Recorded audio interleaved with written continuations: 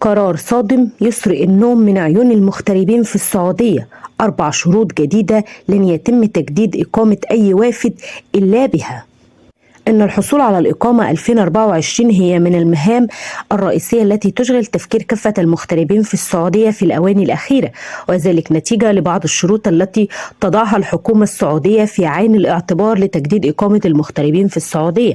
فشروط الحصول على الإقامة 2024 تقع تحت 4 شروط يجب أن تتوافر في من يرغب في تجديد إقامته في المملكة أو عمل إقامة جديدة لسنة 2024، حيث تهتم المديرية العامة للجوازات بإشراف من وزارة الداخلية السعودية بأنظمة الإقامة وأنواعها بشكل كبير، ويتم تطوير الأنظمة بصورة دورية بالشكل الذي يلائم احتياجات الوافدين.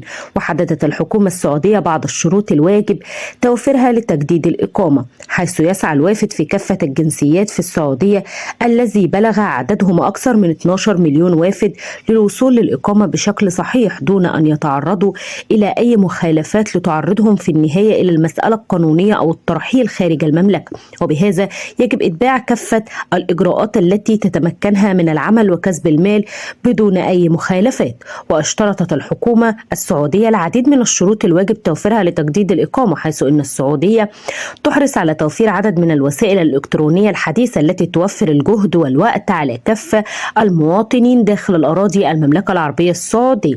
وللحصول على الإقامة الاستعلان عن التأمين الصحي ودفع المخالفات المرورية لمن يملكون سيارات، ودفع رسوم تجديد الإقامة، والكشف عن مرض الإيدز، وهذا محدد لبعض الجنسيات وهي السودان وأثيوبيا وإيرانيا وكينيا والصومال وجوبيتا وتايلاند ونيجيريا ونيبال وفيتانا.